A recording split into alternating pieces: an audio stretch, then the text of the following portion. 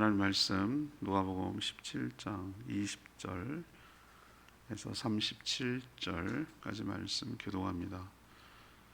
신약성경 126쪽입니다. 누가복음 17장 20절에서 37절까지 말씀 교독합니다. 오늘은 3월 14일 화요일 아침입니다. 3월 14일자 본문 누가복음 17장 20절에서부터 37절까지 말씀 교독하겠습니다.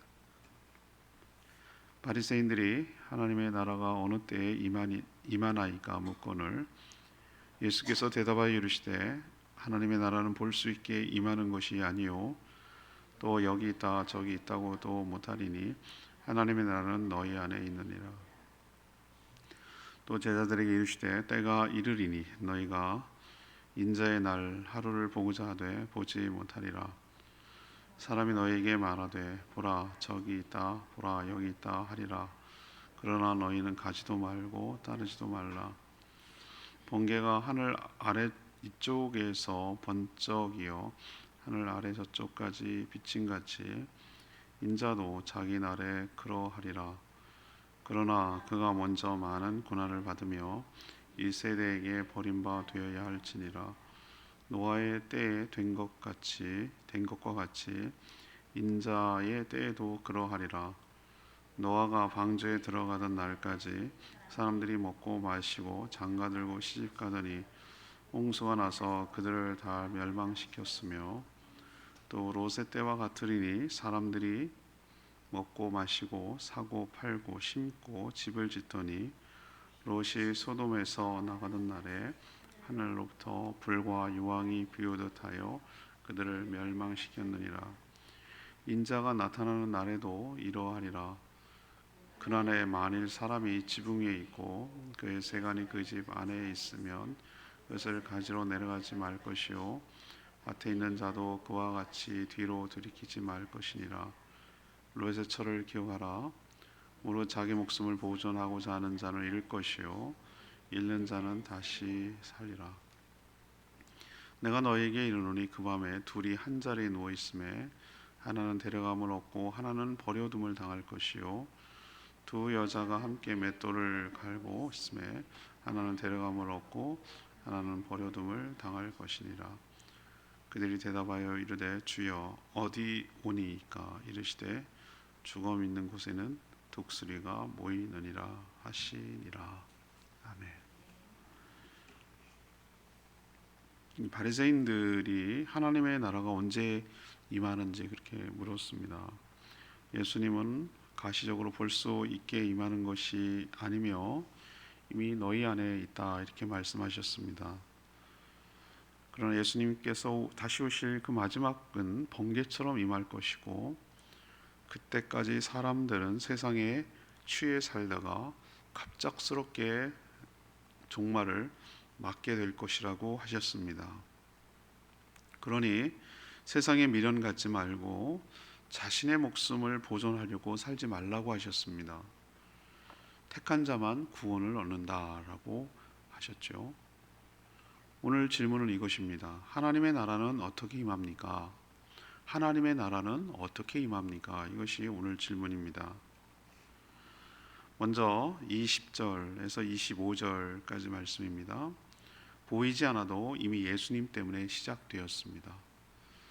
보이지는 않아도 이미 예수님 때문에 시작된 것, 이 하나님의 나라입니다. 바리새인들이 예수님께 하나님의 나라가 어느 때, 이 사람들은 시기가 중요했죠. 지금도 여전히 시기, 자기가 생각하는 하나님의 나라의 시기를 매우 중요하게 생각을 합니다. 예수님 뭐라고 하셨습니까? 하나님의 나라는 너희들의 육신의 눈으로 볼 수 있게 임하는 것이 아니라고 하셨어요. 그러니 여기 있다 저기 있다, 볼 수 없는데 여기 있다 저기 있다 이렇게 말하는 것도 불가하는 것이죠. 볼 수가 없기 때문에. 가시적으로 우리가 생각하는 나라는 개념은 뭐죠? 영토주권 국민이잖아요. 여러분 사회 시간에 배웠죠? 소시적에 배웠잖아요. 예. 근데 하나님 나라 도대체 어디냐는 거예요. 어디가 국경선이고 어디가 통치고 어디는 그럼 아니라는 거냐는 거예요. 그런 개념이 아니라는 거를 지금 예수님이 얘기를 해주고 계신 거예요. 그럼 사실 말씀이 이미 너희 안에, 이미라고 하셨어요. 이미 너희 안에 있다라고 하셨어요. 왜 이미 너희 안에 있다고 말씀하시는 거죠? 예수 그리스도를 주로 모시고 살아가는 너희 안에 이미 있다는 거예요. 예수님의 통치가 미치면, 예수님의 주권이 미치면 거기가 이미 하나님의 나라예요. 하나님의 순종, 하나님 말씀에 순종하며 그 주권을 인정하며 살아가는 사람들을 통해서 하나님 나라가 이미 임했다는 거예요. 그러니 도대체 어디가 하나님의 나라라고 말하는 게 얼마나 우스꽝스러운 질문이냐 이거죠. 이렇게 생각의 차이가 있어요. 바리새인들은 육신의 눈으로 볼 수 있는, 우리가 생각하는 보통 나라, 국경선이 있고 통치자가 있고 국민이 있고 뭐 이런 식의 개념으로 생각을 한 거예요. 그래서 이들은 큰 표적을 동반하며 어떤 가시적인 나라가 세워지는 것으로 그렇게 이 바리새인들은 이해를 한 것이죠. 그러나 예수님은 이미 예수 그리스도의 등장, 이 땅에 오시는 것이고, 그리고 사역, 질병이 고쳐지고 귀신이 떠나가고 먹을 것이 먹여지는, 하나님의 말씀이 선포되는, 회개를 촉구하는, 이미 예수님이 이 땅에 오신 것부터가 이미 하나님의 나라가 시작되었음을 보여주는 것이고, 또 너희 안에 있다라는 것은 예수 그리스도를 믿고 그를 따르는 신앙을 가진 공동체, 신앙 공동체 안에 하나님의 나라가 이미 존재하고 있다라는 것을 뜻하는 것이죠. 예수님께서 말씀하신 첫 일성, 첫 번째 말씀이 뭐였죠? 하나님의 나라가 임하였으니, 임했다고 그랬잖아요. 너희들은 뭐하라? 회개하라, 이렇게 말씀하셨어요. 하나님의 나라는 국경선이 있고 수도가 있는 그런 나라가 아니라 하나님의 통치가 미치는 곳이기 때문에 예수님 때문에 이미 하나님 나라는 시작된 줄 믿습니다. 지금도 뭐하고 있죠? 확장되어 나가고 성장하고 있고, 보이지 않지만 하나님의 나라는 더 왕성하게 확장하며 성장해 나가고 있다는 것 기억하시기를 바랍니다. 두 번째는 하나님 나라를 어떻게 대비하고 살아야 되는지에 대해서, 어떻게 임하는지에 대해서 얘기하는데 26절에 30절입니다. 세상에 취해 살지 말고 항상 대비해야 함을 우리에게 가르쳐주고 있습니다.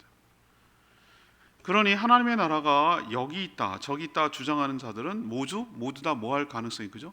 거짓말일 가능성이 큰 게 아니라 거짓말입니다. 여기 있다 저기 있다 말하는 건 다 거짓이에요. 주님의 재림하는 날, 주님께서 다시 오시는 그날은 어떻다고 그랬습니까? 번개처럼. 번개의 특징이 뭡니까? 번쩍하는데 언제 번쩍하는지 압니까? 예측합니까? 모르죠. 그리고 순식간이죠. 지체하고 뭐 그런 게 아니죠. 순식간이고, 또 하나 모든 사람이 다 번쩍하는 걸 보잖아요. 그런 식으로 예수님이 비유한 거예요. 비유. 주님이 다시 오시는 그날은 이 번개처럼 모든 사람이 동시에 알 수 있도록, 느끼도록 그렇게 임한다고 하셨어요. 하나님 나라가 언제 어디에 임하는지보다 더 중요한 문제는 뭡니까? 언제 임하든 상관없도록 대비하면서 잘 살아가는 것이 훨씬 더 중요한 문제예요. 왜 사람들이 시기를 알려고 하죠? 그리고 왜 몇 명이 들어가는지 왜 중요하죠? 우리는 꼭 뭐라고 생각합니다. 인간이 다 똑같아요. 대학 입시처럼 말이죠. 몇 명 정원인데요, 언제 입시하는데요, 그게 아니면 들어가면 그 기준에 맞춰서 들어가려고, 그때만 맞춰가지고 준비하고 들어가려고, 언제 와도 상관이 없도록 미리 항상 대비하며 살아가면은 그게 뭐가 언제가 중요하고 뭐가 하겠어요. 두려울 게 없는데 그걸 안 하고 그 임박해가지고 어떻게 요령펴가지고 하려고 하니까 그게 문제가 되는 것이죠.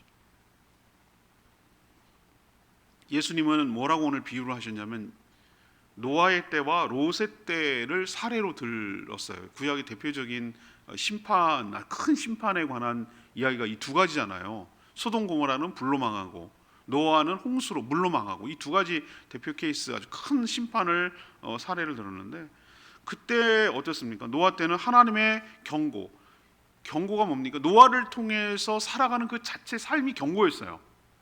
아니, 저 미친 노인이 왜 산에다가 배를 짓느냐 말이죠. 물으면 이렇게 얘기해요. 여기에 하나님이 심판해서 물이 차서 여기까지 다 미쳤다고 그랬어요. 다 미쳤다고. 보통 배는 어디 만듭니까? 물가에만. 왜? 그래야 띄울 수 있으니까. 그 산에다가 배를 만들면 그걸 내려오게 할 방법이 없어요. 그 물이 차지 않는 이상 안 되는 거예요. 아시죠? 그래서 조선소는 다 바닷가에 있는 거예요. 그렇죠? 근데 산에다가 짓는다. 그것도 큰 배를 짓는다. 뭐 이렇게 큰 배가 필요해? 그 다 거기 들어가야 되니까. 그걸 자체가 바로 뭘 말하는 거냐면은 하나님이 심판하신다는 것을 가시적으로 보여주는 것이에요. 이 땅에 교회가 존재하는 이유가 그거예요.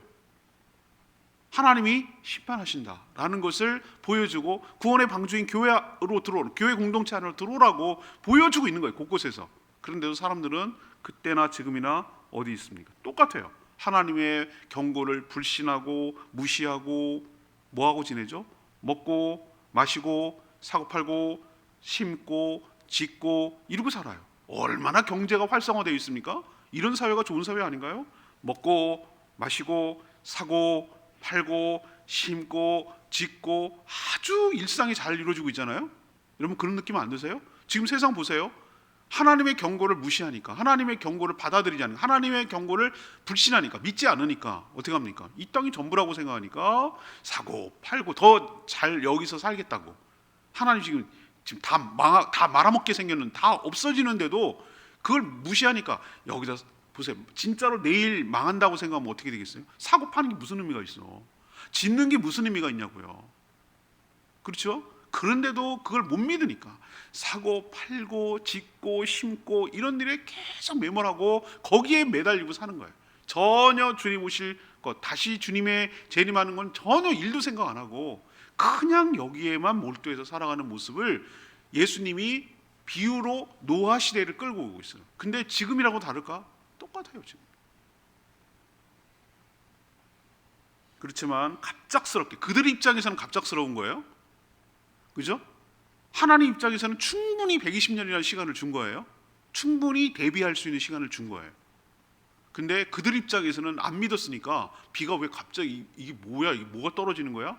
오다 말겠지 뭐 이렇게 생각하는데 이게 점점 차올라오니까 장난이 아닌 걸 깨달은 거죠. 그때 하나님이 노아 방주를 닫았다고 그랬잖아요. 노아가 닫은 게 아니에요. 하나님이 닫아버렸어요. 무릎 위에 차오고 점점 산 위로 올라갔겠죠. 물이 꼴딱꼴딱 하니까 열어달라고 난리칠 이미 하나님이 닫아버렸어요. 기회가 있을 때 상실하면 기회는 없는 거예요. 방주 겉에다가 사람들이 모여서 손톱 자국 많을 거라고는 생각합니다. 살려달라고. 그렇게 죽어서 죽어간 사람이 한둘이 아닐 거라는 생각입니다. 땅을 치고 회하는 거죠. 그게 진짜였구나. 이게 장난이 아니었구나. 이게 맞는 말이었구나라고 생각을 해도 이미 늦은 거죠. 지금도 똑같아요. 예수님 오신다 그러면 장난하는 줄 알아요. 하도 양치기 소년처럼 거짓말을 많이 해갖고 이단 사이비들이 뭐 얘가 뭐 여기 있다 저기 있다 하지 말라고 그랬잖아요. 근데 온갖 교주들과 사이비들이 뭐라고 합니까? 여기 있다 저기 있다 이렇게 사람을 현혹해 놓으니까 많은 사람들이 뭐라고 생각하냐면은 저런 거짓말 예수쟁이들 거짓말쟁이들이라고, 맨날 온다고 그러고 안 온다고 그렇게 말해버리는 것이 사단의 전략일 수도 있어요. 못 믿게 만들려고, 안 믿게 만들고 대비를 못하게 하려고. 그러나 그런 거와 상관이 없이 주님께서 분명히 다시 오신다고, 번개처럼 다시 오신다고 대비했으니, 말씀하셨으니 우리가 대비하며 살아가는 것이 현명한 줄로 압니다. 롯이 또 어땠습니까? 롯이 소돔 고모라 소돔성에 나갈 때 하늘에서 뭐가 내렸습니까? 불과 유황이 비처럼 내렸다고 그랬어요. 불과 비처럼. 야, 얼마나 쏟아지면 세상에 그렇게 내리냐고요? 이거 살 수가 없죠, 그죠? 비처럼 불과 유황이 떨어졌다고 그랬는데 다 멸망시켰어요. 예수님이 재림하시는 날도 그와 같을 것이다라고 말씀하고 있는 것이죠. 이처럼 성도들도 세상에 취해서, 사람들처럼 세상에 취해서, 세상에 취한다는 게 뭐 흥청망청 그런 게 아니라 그냥 전혀 주님의 재림을 대비하거나 의식하지 않고 일상에서 먹고 마시고 사고 팔고 하고 그냥 거기에만 매몰돼서 살아가는 거, 이게 저는 세상에 취해 산다고 보는 것인데, 그렇게 살다가 갑작스럽게 예수님이 다시 오셔서 하나님 나라를 완성하신다는 사실을 놓치면 안 되겠다라는 것이 오늘 주시는 말씀이에요. 그러니까 늘 의식하고 대비하고 깨어서 살아가는 저와 여러분 되기를 소망합니다. 마지막 세 번째는 뭐냐? 31절에 37절. 세상에 미련 두지 말고 주님 따라가야 한다고. 그래서 하나님 나라를 잘 대비하는 거라고. 세상 미련 두지 말고 주님 따라 살으라고 하는 것이죠. 예수님이 재림할 때 자신의 재산에 미련이 남아서 그것을 가지러 가려고 집으로 들어가지 말라고 이렇게 말씀하셨어요. 밭에 있는 자도 뒤를 돌아보지 말라고 하셨어요. 다 타서 없어질 것에 미련 두지 말라고 하셨어요. 제 어리석은 사람이 뭡니까? 불났는데 그거 아깝다고 들어가서 불에 타 죽는 거예요. 참 바보죠. 소방관들이 제일 먼저 뭐 하는 게 뭡니까? 불나면은 사람 생명은 어떻게 할 수가 없으니까 생명부터 살려놓고 못 들어가게 되잖아요. 그거 아쉽다고 뭐 한다고 들어갔다가 죽으니까, 죽으면은 소용 없으니까. 근데 사람들이 그 미련을 못 가지고 들어갔다가 결국 죽는 경우도 있어요. 가끔씩. 롯의 아내 보세요. 소돔이 불을 탈 때 왜 돌아보지 말라고 그랬죠? 미련 갖지 마라. 근데 미련이 남아서, 호기심도 있지만 미련 남아가지고 뒤를 돌아보다 어떻게 되겠습니까? 소금 기둥이 됐다라고 창세기에 기록하고 있잖아요. 저 이스라엘 가는데 그건 거짓말이겠지 나는 생각이 그냥 갖다 붙인 것 같아. 무슨 지금 롯의 아내가 지금까지 남아 있겠어요? 그게 언제적 얘기인데, 그죠? 아브람 때 얘기잖아요, 그죠?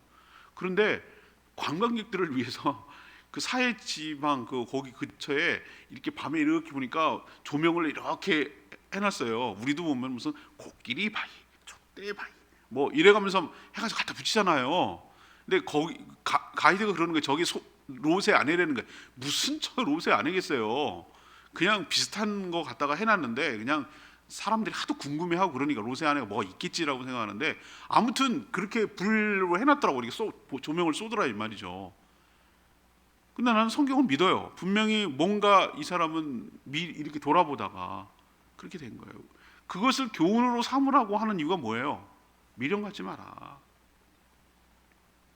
종말을 살아갈 때 필요한 태도는 자기 목숨을 보존하고자 하는 자는 잃을 것이고 잃은 자는 다시 살 것임을 기억해라. 오늘 예수님이 하시는 말씀. 둘이 한 자리에 누워도 택한 자만 데려가고 그렇지 못한 자는 남게 될 것이다. 심판받아 멸망하게 될 것이다. 제가 주일학교 어렸을 때 그 찬양 생각이 난다니까요. 주님 다시 오셔서 두 사람이 맷돌 갈다가 한 사람은 가고 한 사람은 남겠네. 그 가사 있어요. 주일학교 때 그거 배웠다고요. 제가 이렇게 둘이 이렇게 너무 실감 나는 거야. 이렇게 둘이서 이렇게 맷돌 혼자 갈 수도 있지만 둘이 이렇게 마주 갈잖아요. 그러다가 한 사람 올라간대. 둘이 같이 자다가 한 사람 올라간대. 와, 얼마나 충격적일까? 휴고되는 것을 의미하는 건데. 그런 것처럼 하나님이 택한 자는 동시에 있다 하더라도 택한 자만 올라간다는 거예요. 그러면서 하시는 말씀이 죽음 있는 곳에 독수리가 모이든다. 시체 먹으려고 독수리 그때가 귀신같이 금방 합니다. 까마귀도 비슷한 것 같아요. 먹을 거는 귀신같이 알아. 얘네들은 얼마나 그 머리가 좋은지. 그런 것처럼 심판의 결과가 얼마나 처참할 것인지 어디에 그러면은 그 임하겠습니까? 이렇게 물으니까 죽음 있는 곳에 독수리가 모여든다. 이 얘기는 얼마나 비참하면 그런 얘기를 하겠어요. 세상이 망하는데도 미련을 버리지 못했기 때문에 왜 뒤를 돌아보냐 이거죠. 왜 뒤를 돌아보냐. 세상이 망하는데도 미련 버리지 못하기 때문에 우리도 이 땅에 미련 두지 마시고 자신이 아니라 주님을 위해서 하늘의 보화를 쌓고 하늘의 소망을 두고 살아가는 저희들 되기를 원합니다. 오늘 레마의 말씀이 32절 롯의 철을 기억하라. 롯의 철을 기억하라. 이 말씀 우리도 기억했으면 좋겠어요. 소돔 고모라가 멸망할 때 극적으로 구출을 받았어요. 하나님 은혜죠. 아브라함이 간절히 청했기 때문에 그래요. 근데 롯의 아내는 뒤를 돌아보지 말라는 경고를 무시하고 뒤를 돌아봤어요. 그래서 결국은 소금 기둥이 되고 말았어요. 이게 창세기 19장 26절에 나오는 말씀이에요. 왜 돌아봤을까? 여러분 왜 돌아봤을 것 같아요? 저는 호기심도 있을 거라고 생각해요. 진짠가? 이게 불신. 진짜로 망한다고? 내가 눈으로 봐야 되겠네. 이러면서 이렇게 이렇게 돌아봤겠죠. 근데 더 여기서 예수님이 말하는 포인트는 호기심이 아니고 미련.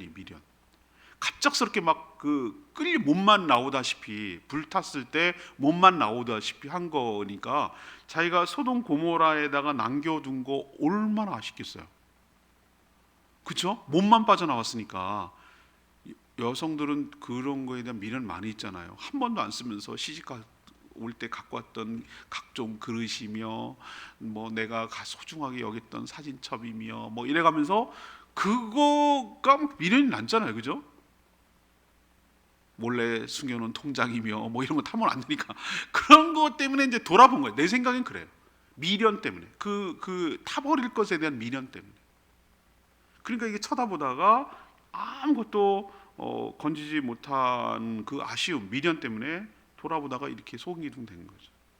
그럼 뭐 거기서 죽으나 소금기둥 돼서 죽으나 죽는 건 맞잖아요. 사람이 이토록 어리석어요.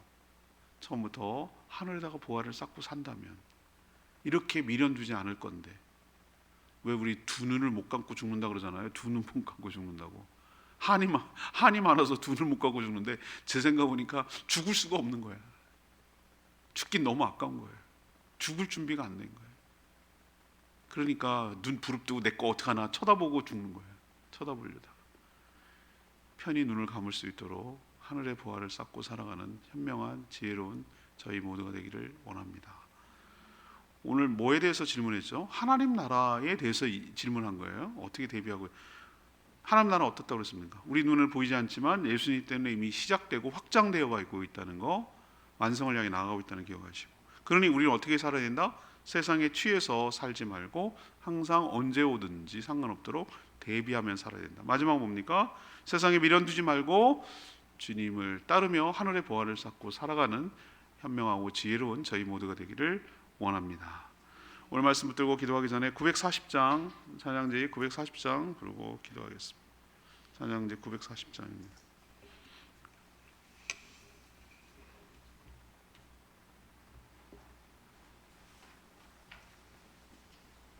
찬양지 940 마라나타 주 예수여 어서 오시옵소서 940장 부르겠습니다. 마라나타 마라나타 주 예수여 어서 오시옵소서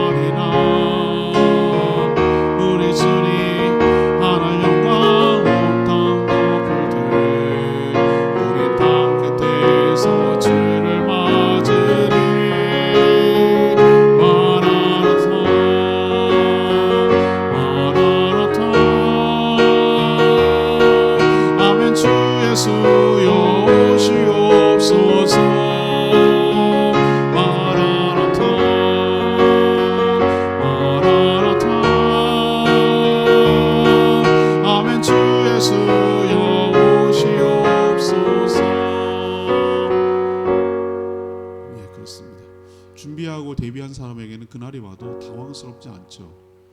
근데 전혀 의식하지 못하고 그런 자에게는 엄청 당황스럽고 두렵겠죠. 분명히 주님은 언제인지는 모르지만 주님 다시 오실 줄 믿습니다. 하늘에다 보화를 쌓고 살아가야지 미련 없이 떠날 수 있어요. 롯의 아내처럼 여기에 다 두고 가는데 망하는 곳에 미련을 두다가 결국 소금기둥 되잖아요. 우리도 오늘 대비하며 깨어서 하나님 나라를 준비하며 살아가는 저희들 되게 해달라고 주여 외치며 기도하겠습니다. 주여 하나님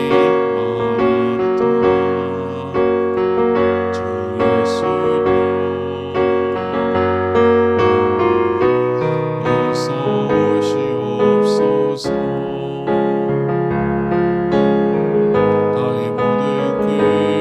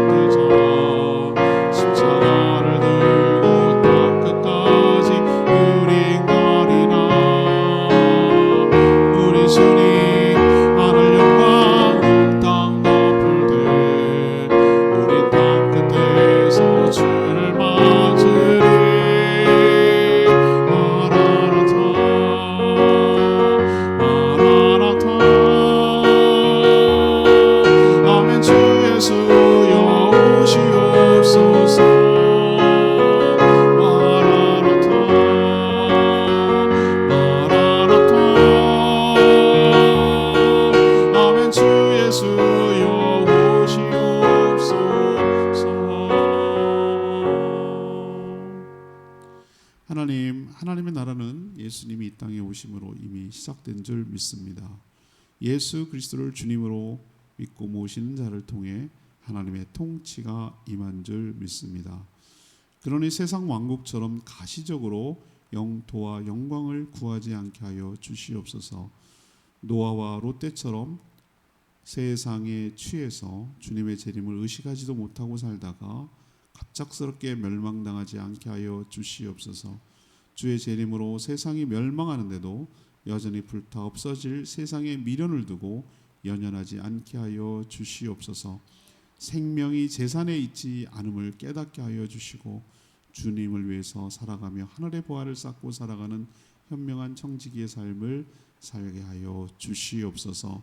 주님께 맡깁니다. 오늘도 간구하는 기도 주님 들어주시고 어려움 없도록 우리 일상이 지켜지도록 우리의 삶을 통해 하나님 영광 받으시도록 주님 주신 여러 축복으로 사명 감당하는 복된 하루 되게 하여 주시옵소서. 주님께 모든 것 맡기며 예수 그리스도 이름으로 축복하며 기도합니다. 아멘. 오늘 하루도 주님의 은혜 가운데 사는 복된 하루 되길 축복합니다. 충분히 기도하고 하루 시작하겠습니다.